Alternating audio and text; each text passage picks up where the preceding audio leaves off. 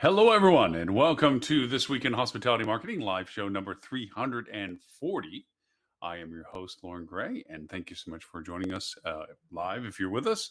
As I look at my other platforms, we simulcast on Facebook, several places, LinkedIn, Twitter, YouTube, um, Facebook. Yes, I already mentioned that one. Anyway, and our TV channel, sorry, the biggest one of all, which you can find on Roku, Android TV, which is Google TV, Apple TV, um, Amazon TV.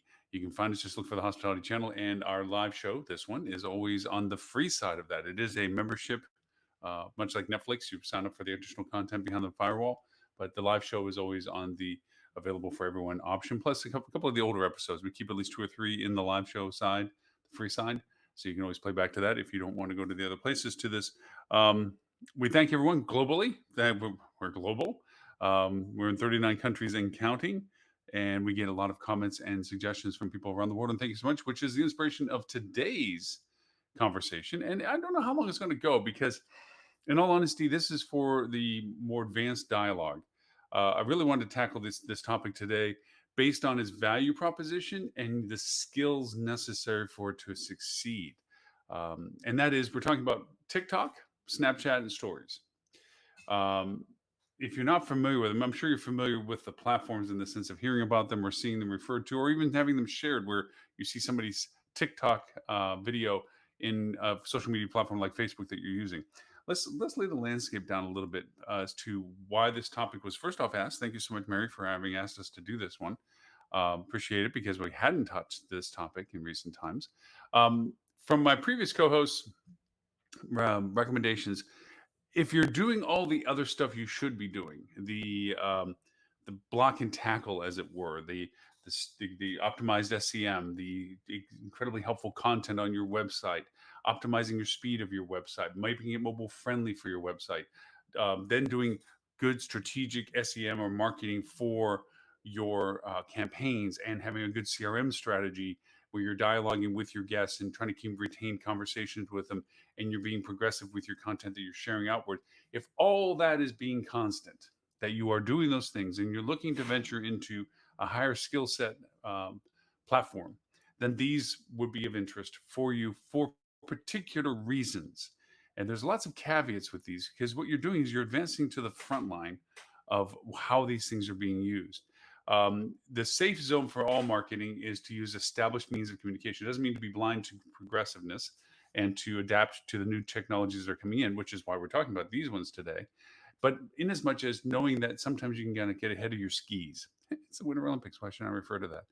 And where you are trying to do something that you're not quite clear how to do it, or you can't be as adaptive as you need to do it, and you end up not helping yourself by doing it. Let's take TikTok as just a slice out of this. TikTok, it has gone through a lot of newsworthy content. Back a couple of a year and a half ish now, it was a Chinese company that was stealing IDs, and the administration at the time, and I use that term loosely, it was trying to force the sale of it. Somebody in the U.S. had to buy it so that they know that they could not have it just be controlled by the Chinese organization and hence government potentially, well, not potentially, but reality wise, because the Chinese government does connect to all of its technology. Um, and so it had its life in that. And it was a novelty, anti establishment social media platform. What do I mean by that? Well, all through our generations, mine and those before me and so forth, there was the establishment of people, the society as it ran, and then the people that changed it. You know, go back to the rock and roll versus the music before it kind of mentality. Um, there's always innovation, there's always progression. Each generation, as it becomes into its own, brings with it its own preferences. We've been talking about millennials for way too long, and they're not deservedly so. We have Gen Xers, Gen Zers. We try to keep quantifying who these people are, but each generation has its preference to what it likes using. Millennials will use Facebook and do use Facebook more, and they have grown into Facebook simply out of the necessity that all the people that they find reason to communicate with via this are in this platform, and so they're there. TikTok isn't that. Not yet. TikTok is the disruptor. It's the one that is becoming, and is not even becoming, is the platform of preference for what it is best for.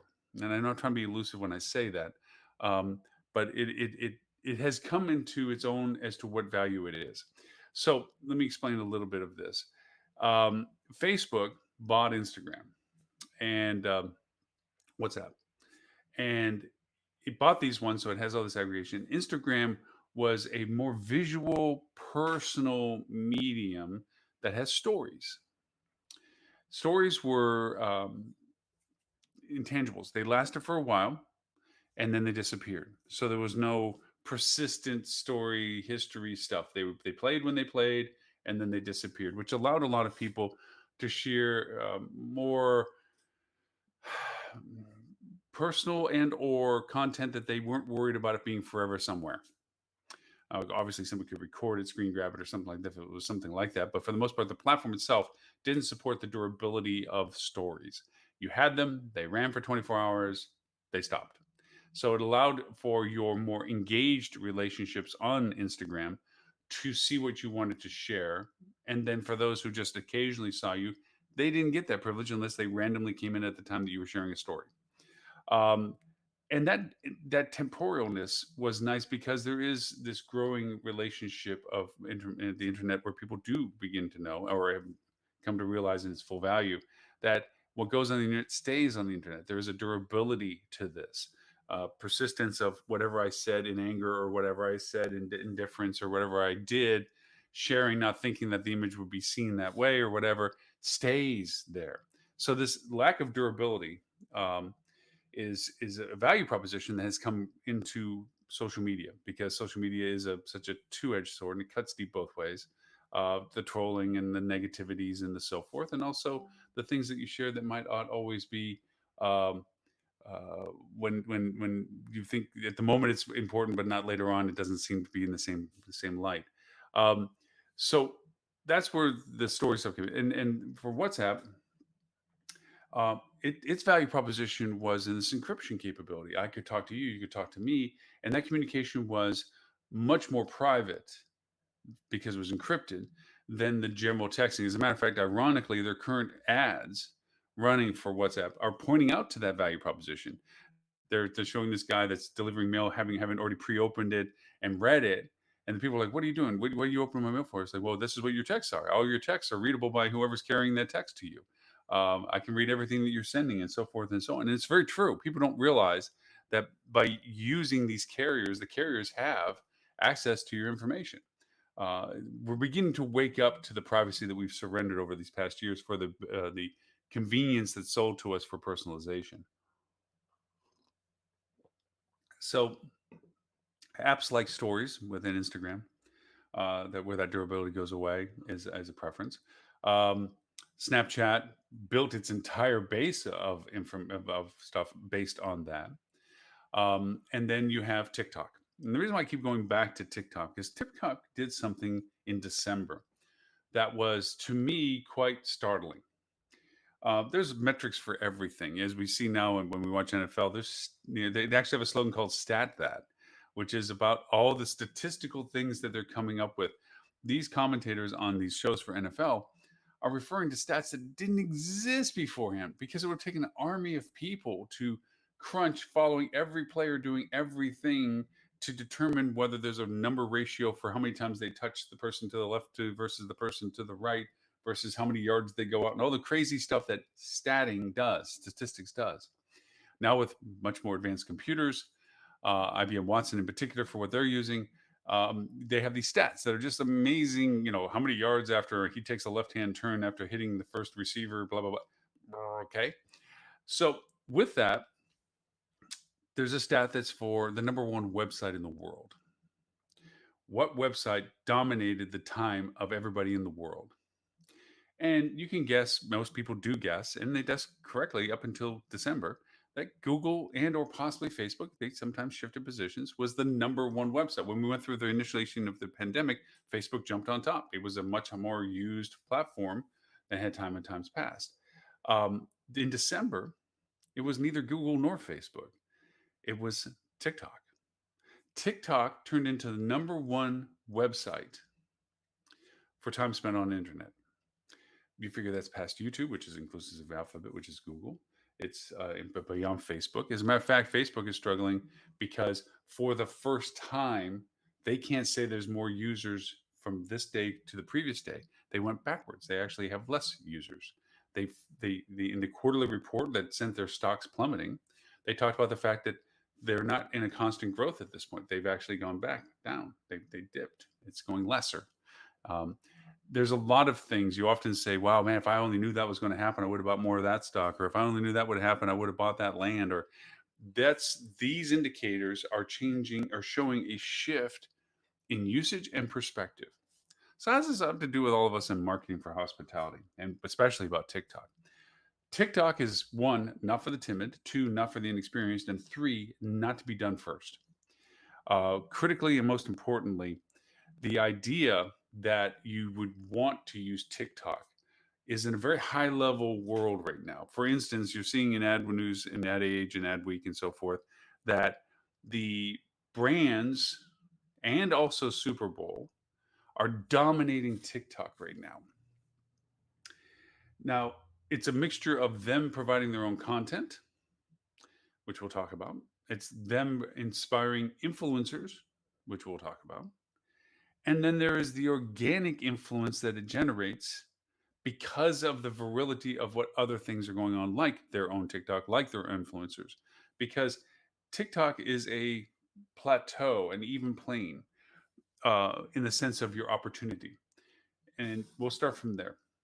So I can have 10 followers on TikTok, and it's just my friends, and I'm showing goofy pictures of me making pizza or something. Just and that's you can look at it as trite as that. I mean, there's much more to TikTok, but let's just say just for a convenience factor, I only have 10 friends on TikTok.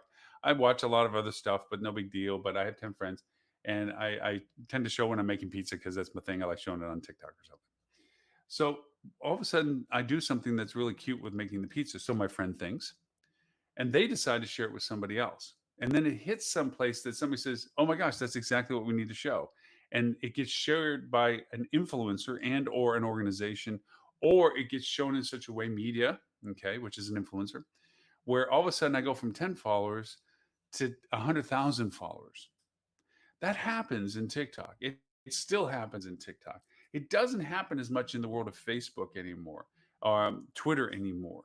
It used to be with Facebook and Twitter that they were openly trying to help you say, please invite your friends to follow you, connect with your friends on our platform, so forth. And then they betrayed that by saying, oh, now that we got all the audience that we're looking for, you're going to have to pay if you want to tell them something beyond them just maybe seeing it for the few times we show your stuff. They held it hostage. So they basically said, bring us all the people, and then now we're going to charge you to do what we said we were going to do for you before. And it left a bad taste in a lot of people's mouths. And marketers stayed with them because Facebook was saying, well, we have all this information on these people, so we can really target your ads to be as effective as possible. So you can show great revenue for the fact that you can identify the right people. Now, with first party, third party cookies, which we've talked about in shows before, that value proposition is being diminished. Apple iOS turning down the fact that Facebook can't track the way they used to with their operating system created a gap point for Facebook. They got a gut punch where all of a sudden they had to start sharing with their shareholders, the people that own the place, that their accuracy of being able to give targeted ads was being diminished. It's strange because when they first presented that, it was, well, only 11% of our users use iOS platforms or some statistic thereabout. And so the impact should be minimal because their prospective population quantity is less. No, the unfortunate part is that small iOS was also the people that tended to use a larger volume of the platform, so their influence on it was much larger than their audience size indicated, and that made a huge dink in the percentage of accuracy that Facebook could attest to their marketing strategies on their platform. So here comes along back to TikTok.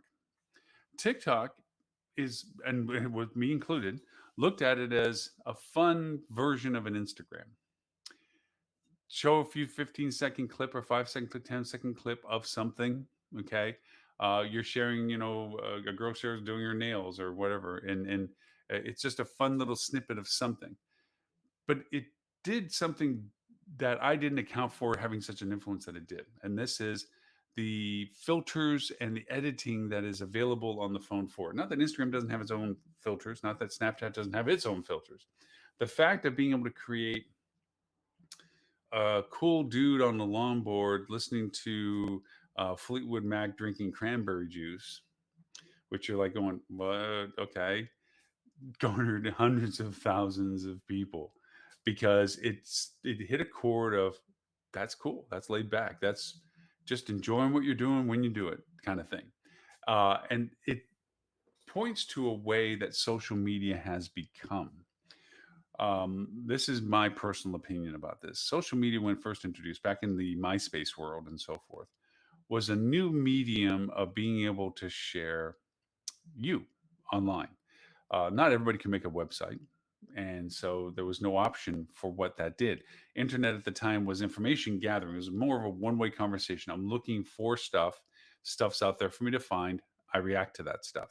But sharing about me was more of a sitting around a dinner table with somebody I invited over for dinner talking about stories.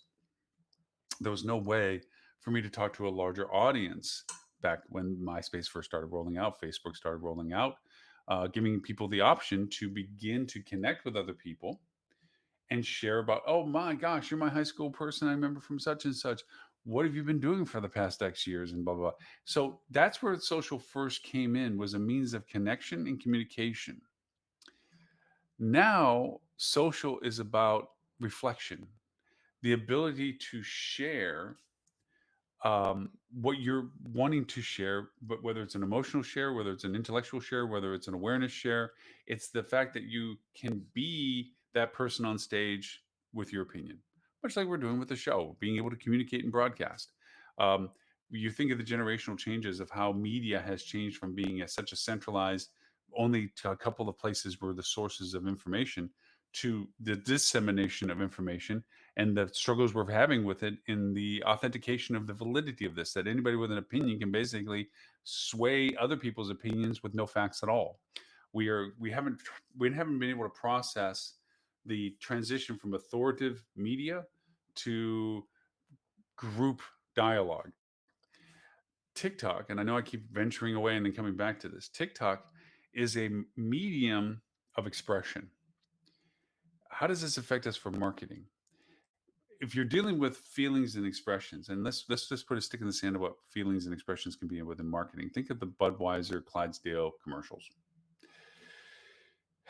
Fortunately, they're very much tied to the concept of Budweiser, but most Super Bowl ads, because Super Bowl is coming up this weekend, most of us don't remember the actual company, but we remember the ad. I constantly refer to an ad that had a guy in an office with a bunch of, they put chimpanzees in there that are all hooting and hollering because he's trying to explain that the chart is going down, the business is going down, and all the chimpanzees, his bosses and coworkers are going, "Rrr, rrr, rrr." And then as soon as he flips it to point up, they all start partying and handing up bananas. And the ad was actually about a career site, to which I still can't tell you. Honestly, I got to go back and look at the video to see what it is. But it was about a career site. Like you working with a bunch of monkeys, in that sense. It's like, are you overqualified for you? And all the perception of that. The ad was brilliant. The connection to the company wasn't. We see this persistently in insurance ads, Geico and Liberty and Mutual and um, State Farm and all the rest of them. They all have now. Who would have ever thought that insurance sales would be cute? They made it cute. They made the guy, the little lizard, and the libbity bibbity dude, and they've made it engaging. It has nothing to do with the product anymore. It's about resonating with somebody. Say, oh man, that's pretty neat. You know what? I didn't think about that. I can make my own insurance. Okay, let me go look at it. The deliverability of the message has been sugarcoated, for lack of a better way. Our social media has transitioned that way as well. TikTok as a platform is able to convey messaging through the innocence of the candy coating, so to speak, of how it's being delivered. Cranapple cranberry juice, ocean spray sponsored the dude on the longboat to do other things for them because he basically promoted cranberry juice by drinking it while he's doing the longboard listening to Fleetwood Mac. The longboard company reached out to him and said, "Can you endorse our longboard?" Uh, I don't know if Fleetwood Mac reached out to him, but the idea of it is that because of that virility of the content, the things that are able to attach themselves to it did. Now that brings us to the TikTok conversation about what do you do with it. TikTok is still at a very high level. The reason why I was earlier referring to NFL is because the NFL is all over TikTok right now. NFL's creating TikTok. People associated with the NFL are creating TikTok. The ancillary services around the NFL are creating TikTok. Influencers that are related to those are creating TikTok. Everybody is jumping on the Super Bowl bandwagon, as it were, because they can. And here's the rationale. We all have been told, and it's been pointed out, that ads on TV during Super Bowl are the most expensive ads to buy by far compared to anything else because the audience is so large. That's why they can command the price. And we've often ranked and rated the commercials for Super Bowls and said what was the biggest waste of money versus what was the biggest home run, what was the best commercial, so forth. We've actually made it into a whole separate dialogue around the NFL's top sports game. It's called the Super Bowl of advertising for a reason. So this is a chance to not have to spend that money. If you can hit a chord, a resonance with people, that your content on a platform that is so easily being made viral because it is the number one website in the world, um, if you can hit a chord that people thought that this was really cute to be associated with, then you can escalate your message in front of a bajillion people. And I know it's a made up number. Well, actually not, but a lot of people because of you being able to hit the right thing. And therein lies the problem. If you don't use the platform yourself, you don't know how the platform is perceived. If you are simply trying to sell something, you miss the purpose of the platform. And if you try to act like you're any of the things above, but you're not, it comes through as very fake, very quick, and you're very much trolled very much immediately for having basically fallen flat for what you attempted to do. So that's why TikTok, in its strange way, is really good about three things I would like to point out for it. It's strongly about influencer marketing. It is strongly about age groups in categorizations of whom you're trying to reach and talk to. Um, know for a fact that um, as the age groups go up, the TikTok usage goes down. Just make that as a rule of thumb for that part. So if you're looking for resonance with a younger age group, TikTok has a stronger influence than older. People older on the more established communication social media platforms like Facebook. Not so much Twitter, potentially, definitely the LinkedIn if they're still engaged with work and business. Instagram to some degree, I think that's their venture into the new realms. And stories is something they enjoy for person. But remember, there's a whole dark web, which is if I want to share a video to my family, I'm going to share it via dark web, which is a direct text message link to or video share on an email or something that doesn't have anything to do with anybody else seeing it. It has everything to do with me just getting the content in front of them. So TikTok is about branding who I am, what I am, why you should be interested in me. It's about novelty.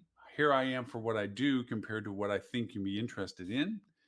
It has to do with who do I connect to and who do they listen to? Because a lot of companies are dedicated to the space. You look at the Nikes and the Adidas's and so forth, they're always in the next space.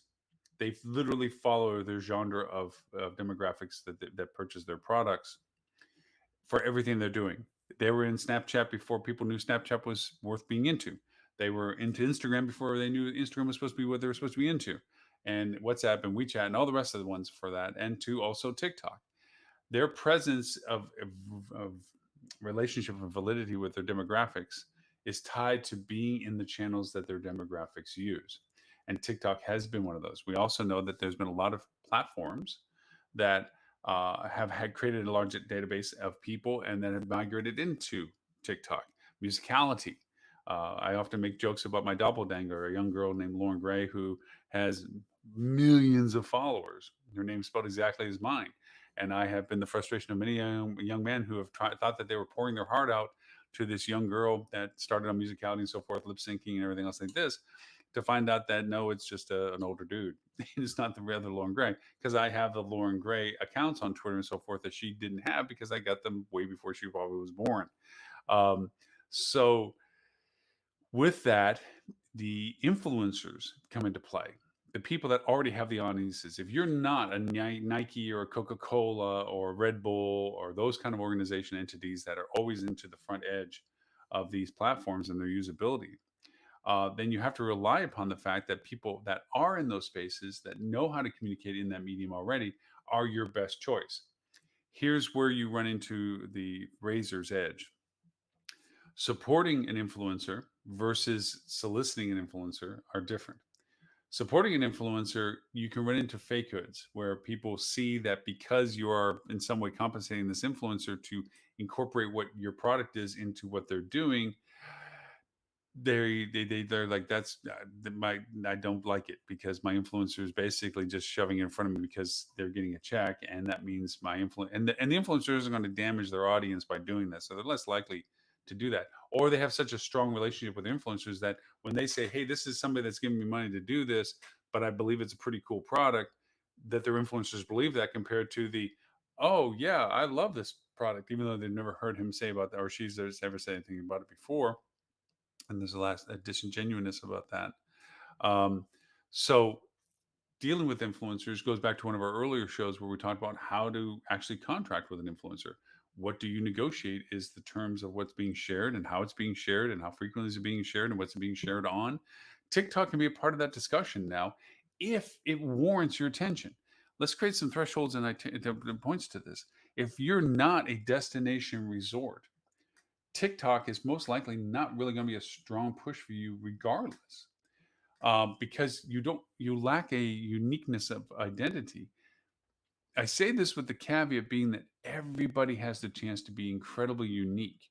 I've seen some very boring places that have no real reason to be doing what they're doing do exceptionally well in TikTok because how they deliver the content of what they're doing makes them entertaining.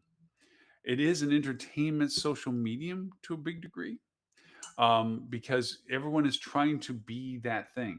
It's funny, when I first looked at TikTok, I saw it as very much like a reflection of the selfie generation. I grew up at a time where we had film, and so if you were going to take a picture because you have limited inventory, you had, if you had a big roll of 36, you were spending some money, but 24s, 12s, whatever, and for you to choose to take a picture usually meant that it was worthy of doing that with the film. Secondly, by the fact that you're taking the picture, you're not likely in the picture. You're taking pictures of things, of a sunset, of a building, or whatever it is you're taking. It's not you in front of it. You weren't holding the camera at arm's length. One, because the focal point would never be able to put both in to a same degree. And the second is the cameras just weren't that good to be able to do that. So, and they're big and bulky and there was nothing to hold it. And yes, you could put it on a timer and then run over for 3 seconds and stand in front of something. Not that that didn't happen, but the world of putting yourself in the picture in front of whatever you're doing, the selfie generation, didn't happen as much back then. But now photos are not even a dime a dozen. That's even a misnomer too. I take pictures of everything and anything that can happen. I take pictures of the fact that I see a product in the store and I just take a picture of the price tag so I don't forget it, because I don't want to. I can't be buggered to even type it in my text or a note to myself. I just take a picture of it and erase it later if I need to. The usages of pictures have turned into a function, a communication function. And that is indicative of our TikTok conversations and our stories and our Snapchat conversations. And even this goes into the realm of Pinterest and LinkedIn's and everything else we share images and videos on, is that these mediums exist to share visually a story, a message, an item, a comment, a perception. That's what TikTok does, is allows you to be creative in that way. It isn't just you taking a video, holding your phone out, okay, and hoping that it comes through, but you can put little bunny ears on yourself. You can put music in the background. You can put little wavy overlay AR stuff on it. You can put lots of cool things in these videos to make them more engaging, make them more eye catching, which is really the point of the platform a lot of times is like, hey, here's my content. And I hope for the things I did to it, it catches your eye because there is nothing but a constant volume. To be the number one website, imagine the amount of time that's necessary to be on it to be able to make that claim that it is, that much traffic to it.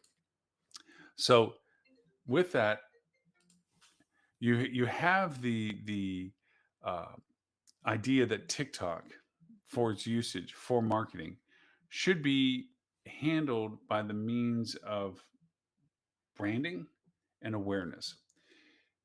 If you're not incredibly creative and the person that is doing this isn't already intimately familiar and comfortable with the medium, it will be a fail if you don't have the criteria of like a destination resort or something to warrant the effort. Because talking about your lobby, talking about a breakout that you think was attractive, talking about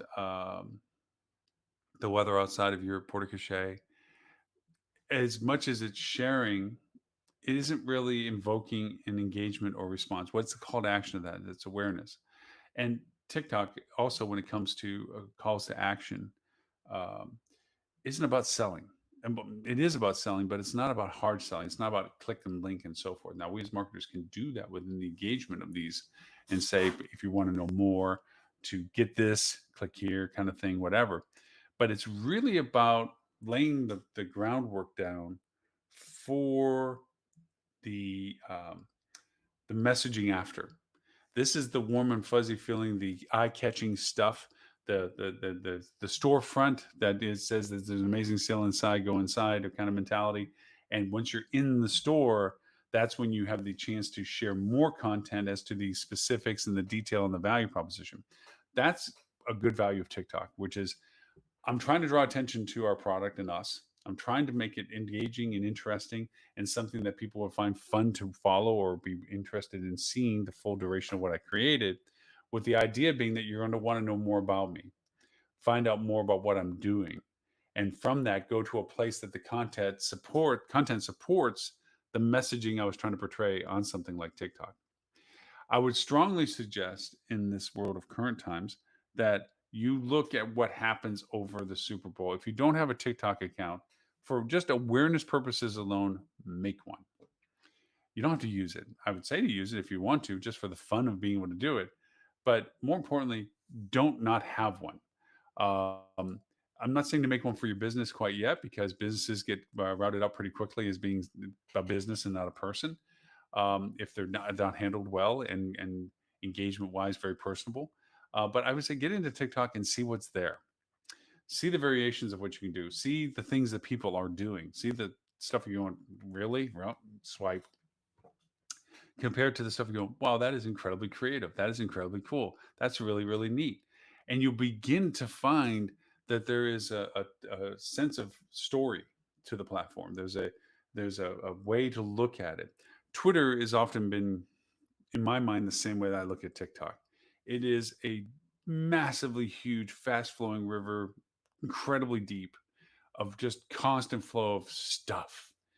And it's one of those things where you don't know where to even go to find what it is you're wanting to see, and let alone how do you put yourself in front of the people that you think would want to see what you have to say.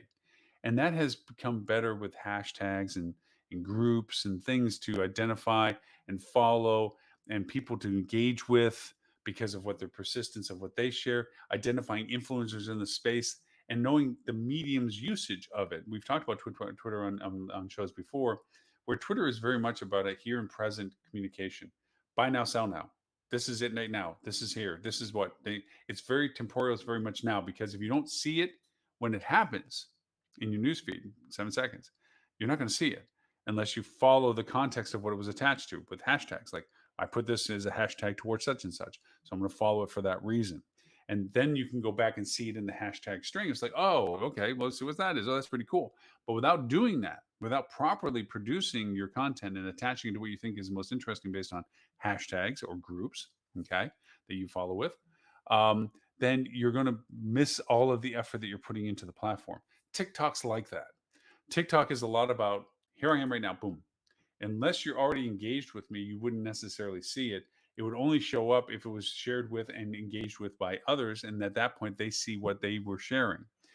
I know we've talked about this as to the definition of virility many times before, but being viral is about sharing content that is shareable to by the person that we shared it with. And what I mean by this is this: we all have our digital avatar on social, who we present ourselves as. And we may use social, as I mentioned before, for communication. I'm sharing things with my family versus things with my friends versus things with my high school friends versus college friends, whatever it is. I share it in the context of what I portray myself, the way I think that they see me as. I certainly share content differently with my college friends than I do with my family. My family knows me a lot better than anybody else.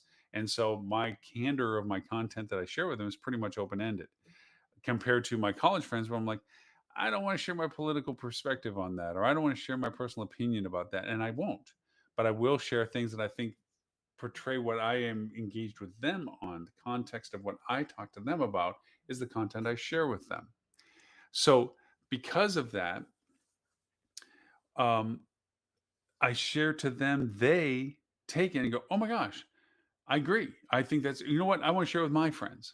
Why did they do that? Because it makes them look good to the people they share to. So where I shared it with them because it makes me look like I want to be with them, they share it with their friends because it makes them look like the way they want to be with them. And those people go and say, oh, well, this is really cool. I want to share with my people. So what happens is da da da da da da, it goes and it keeps getting larger and larger. And larger. That creates virility. So the key to virility is sharing content that makes other people look good to their audiences. That's what makes something viral. With that, TikTok is based on the assumption that if you can share content in a way that resonates with people, that then by them sharing it makes them look good. Like, look what I found, Bing. Okay. Then it's going to get shared and it's going to grow the people coming to you because you're the source of that content. They follow it to the core, like, oh, that's Lauren's thing. Okay. I like Lauren. Let me follow him because I love that thing he just posted. Or let's see what else he's got. Or whatever the reason is, I start getting a bigger audience. From your business perspective, that's the medium of how you use these platforms for growth. It's not about how many rooms you sold. It's not how many people sat in your restaurant.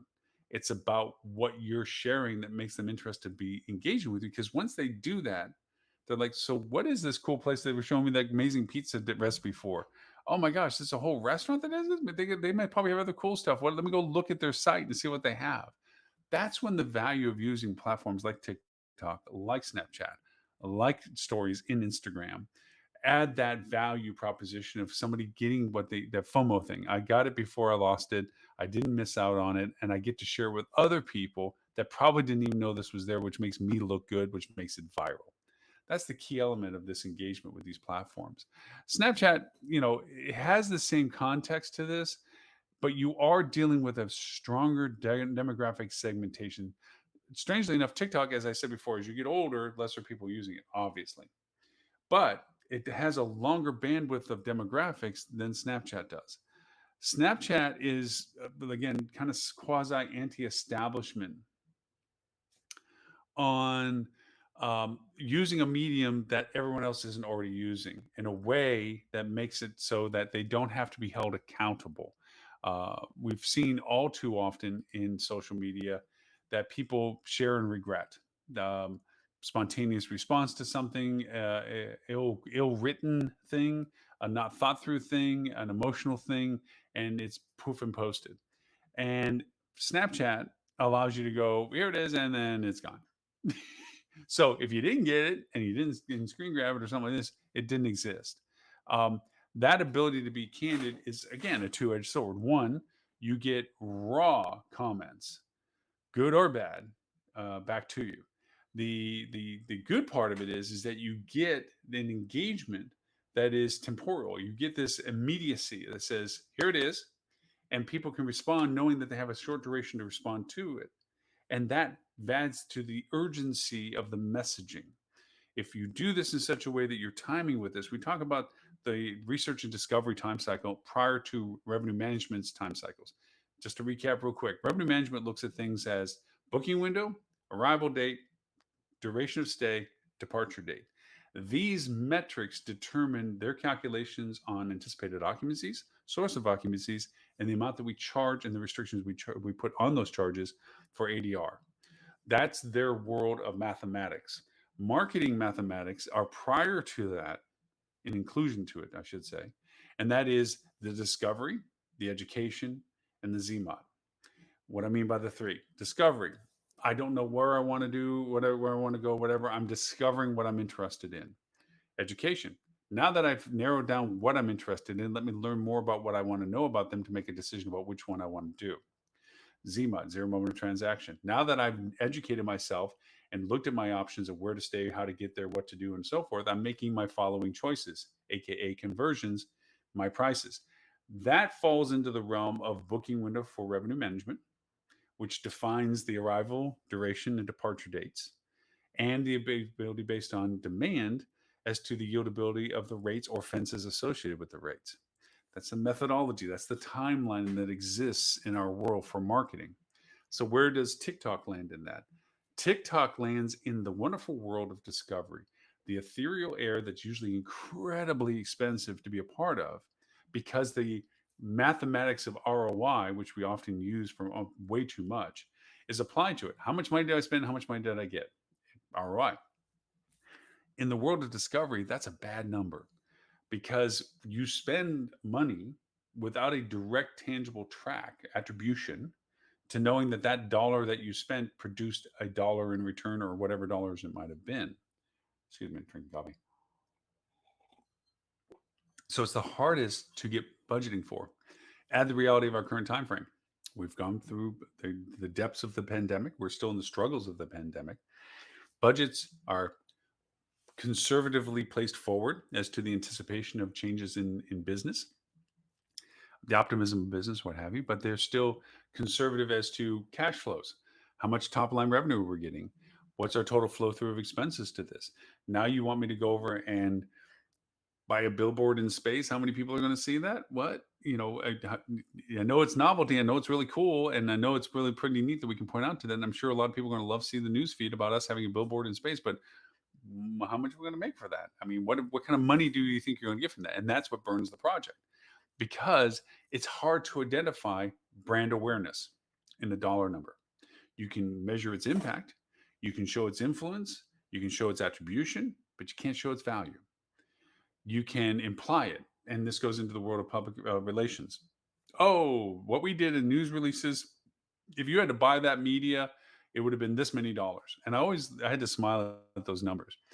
It's a made up number based on the metrics of the audiences that reflect the platforms that showed the PR piece or the news piece.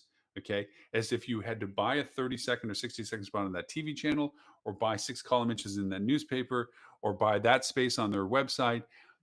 By being on any of those platforms, they imply the value of having to place an ad for the same exposure of traffic.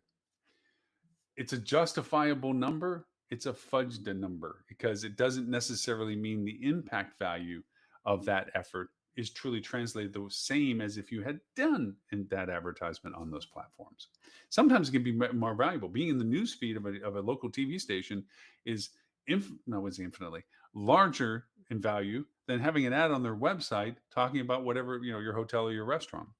So sometimes it has a much stronger effect than they can imply by these made up metrics. But the idea is when you're in the discovery phase, that's rarefied air. So going back to our TikTok discussion about the NFL and the large players like Coca-Cola, Nike, Doritos, and so forth that are doing all these TikTok things, it's because they can afford and need to afford to be in that space of communication for constant brand awareness.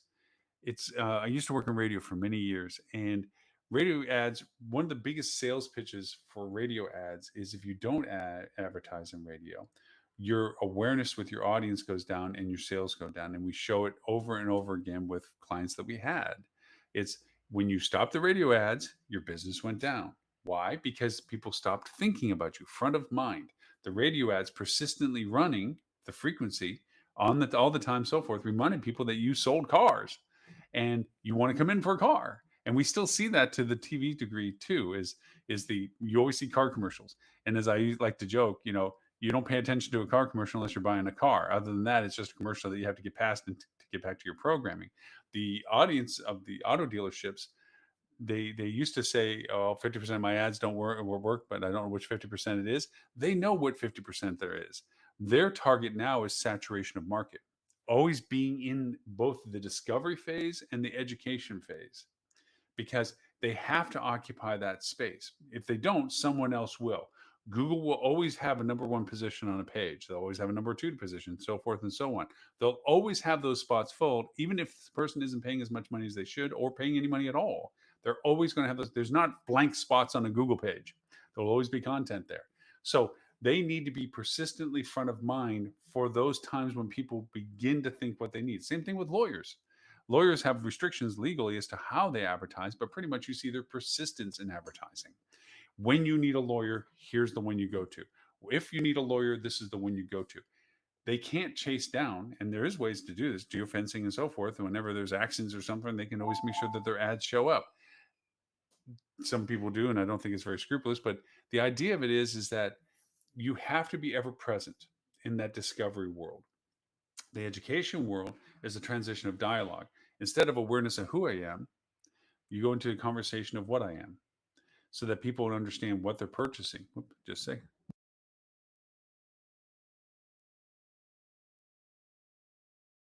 So with it, you have to keep through the progression. TikTok is great about discovering what I am, what I do. This is us. This is what I have in a cute. I wouldn't say cute. That's a bad way of saying it. In an engaging way, so that people have a lingering remembrance of you. Like we used the example earlier about the insurance companies. Who would have thought that a little lizard was going to sell insurance?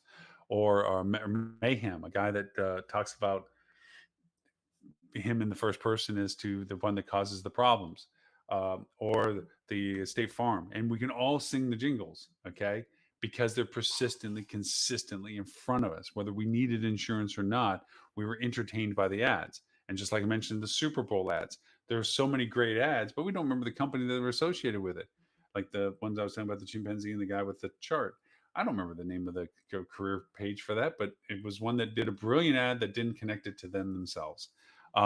So you got to be careful in the world of TikTok, in the world of Snapchat, in the world of stories, because of the temporal amount of the type of content. In the temporary, I mean, the temporary aspect of it, especially for Snapchat and stories.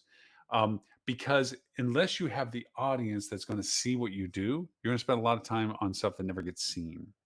TikTok is one of those things that can get seen, but the life cycle of posting it and its durability is like a cliff. Boom. It's like Twitter. It's there and then it's not. It's not that it goes away, but it's not there anymore. It's down here. It's disappearing even faster. Just like Twitter. Twitter, if you're out, you're out. You're seen, you're seen. It's done. It's seen and it's acted on, or it's not. So I give the caution with TikTok that if you're doing all the other stuff, the SEO, the SEM, the CRM, the content, the optimization of websites, speed of websites, mobility of websites, the interactions of websites, all the stuff that we always say block and tackle is a requirement, and you're looking at developing brand awareness and you have a product that is worthy of that, or, and this is the other or, you are creative enough and familiar enough with the platform to truly project a uniqueness about what you are, even if you're not really anything outstanding, but you're outstandingly saying something about it, then TikTok is something to look at and say, I would say for no other reason other than it now being the number one website, or at least was in December, for total traffic compared to Google or Facebook, first time ever, that it's not to be ignored. And for that reason, get an account if you don't have one, just to see what's on there, to feel what it's like to have the platform. You don't have to share to do this. You don't have to be active on this to do this. You can just be voyeuristic and watch other things. Follow things you find interesting. Follow your interest and see what the people that are in there. People love the fact that they're people that they like that are in there. The pins that are in the news. If they're basketball fans, they follow the basketball players. The football, they follow the football players. If they're musicians and or actors, they follow these people, politicians, whatever, to see their first person sharing. People feel closer to their perception of people if they feel like they're hearing from the person directly, and that's a value position that TikTok offers that isn't always seen in the more long in the tooth social medias like Facebook, because Facebook's now about continuity, perpetual dialogue, um, slow burn stuff, because they're looking for the next post, the next post. Um, but make no mistake, TikTok is a very active, eminent medium that if somebody wants to share an opinion, share an idea visually, it's there. And it's out in front of everybody that is following those people. So the power of the platform is profound, because being the number one website means that's the number one website people went to starting in December or for December. I haven't seen January's numbers yet. It's going to be Google, Facebook, or them. And so, because of that, you are in front of a very large audience. And think of how amazingly powerful that is compared to the history of things. It used to be, unless you got interviewed by the anchor of a TV station, you didn't have that audience. And then you only had their audience compared to the three audiences between the other two channels.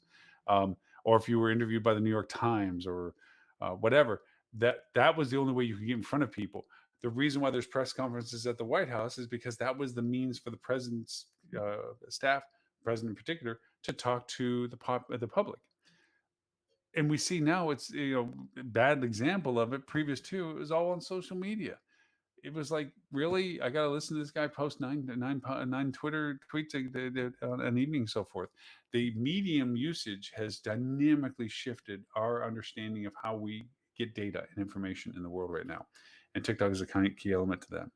Well, I pretty much beat up TikTok to the process. I'm not here to say this is how you create a campaign in TikTok. I want to put the bumpers as to what you shouldn't do, what you should consider, what you can do with it, rather than saying this is how you build a campaign, this is where you go to it. You can do campaigns on TikTok. You can do campaigns on Snapchat. You can do campaigns on Instagram. You can do all those things. The caveats are: know what your limits are, know what you shouldn't do, and realize what you could do if you do it the way you intended. And from that, those are your guidelines as to the value of the medium, the effort that you put into it, and most importantly, I would say the consistency that's necessary. If you're going to establish yourself, the reason why the Nikes, the Coca-Colas, the Doritos, and so forth do so good in TikTok is they never stop, just like top at the radio station ads. It's a persistent, consistent engagement. Regardless of the ROI of it, regardless of the value proposition of it being event driven or business cycle driven, you must maintain consistency and consistency of interest and consistency of creativity.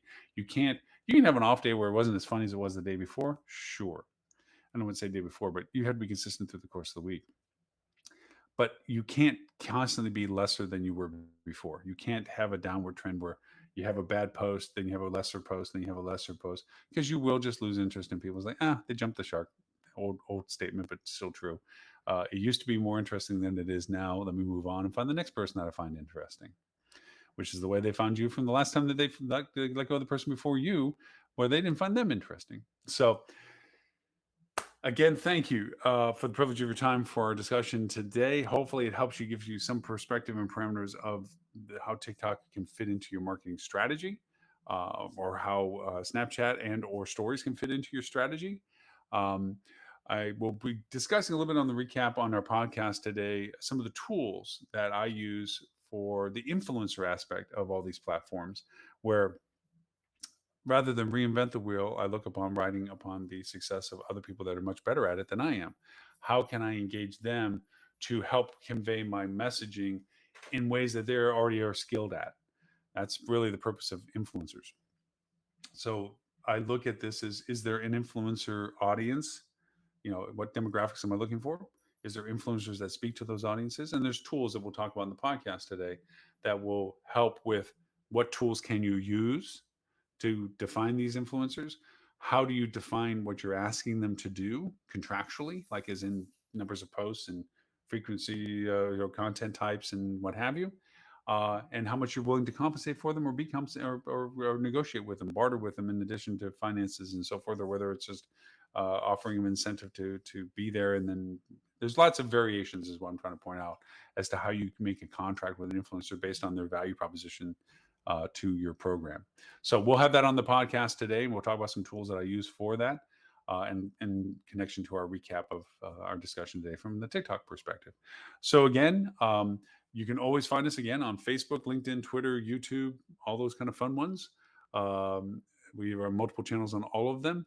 We translate to 11 languages on our closed captioning. We also, of course, primarily can find us on the Hospitality Channel. That's on Roku, Android TV, Fire Stick, or Amazon, if whatever you want to call it, as well as Apple. And we're also an app on your Apple iOS and or Android, so you can watch us on your phone or tablet or iPad or whatever. So, again, thank you for your time. This has been show number 340. My name is Lauren Gray, and I look forward to talking to you all next week.